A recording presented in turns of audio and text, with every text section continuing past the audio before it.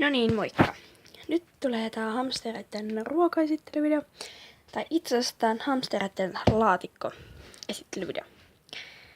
Ja voitais itse asiassa aloitella.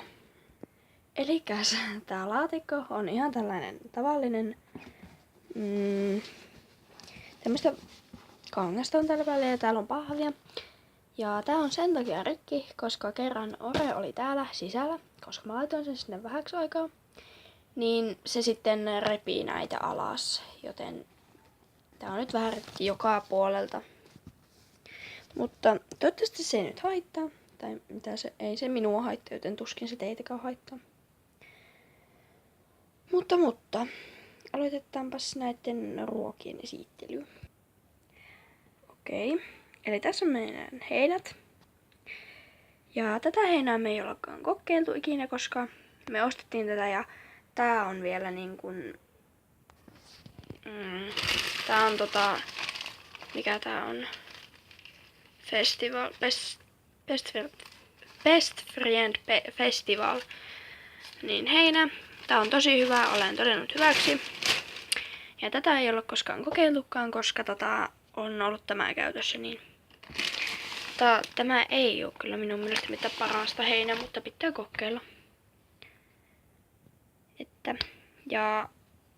Meillä on ollut tämän muutakin heinää, mutta testissä, mutta tämä on nyt. Tätä varmaan jatkossa ostetaan, koska tää on tosi hyvän no se nyt tässä kamerassa ei näytä kauhean hyvälle, mutta minä tykkään. Jokaisella on omat mielipiteensä, joten minä tykkään. Ja tästä en tykkää, vaikka en ole kokeillutkaan. Pitää katsoa minkälainen se on. Joo, eli tässä on tää puru. Jerselle ja Matille, joille pesäpuru on tän nimi.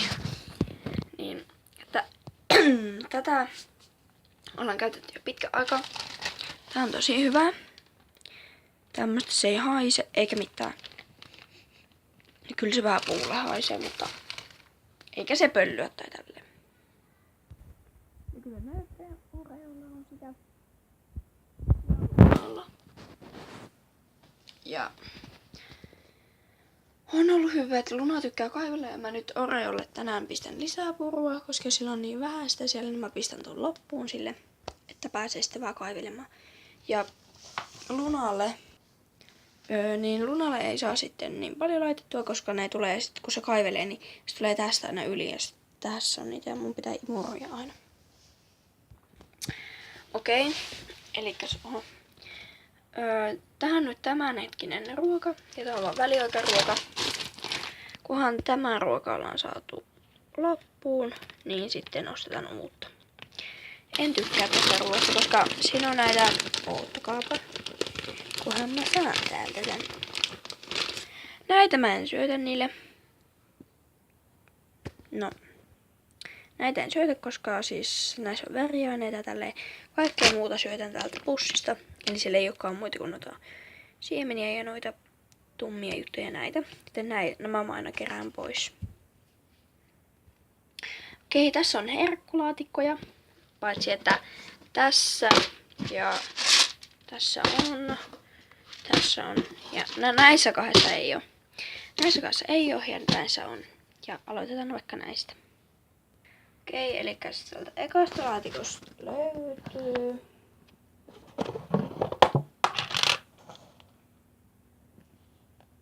tämmöisiä pellettejä.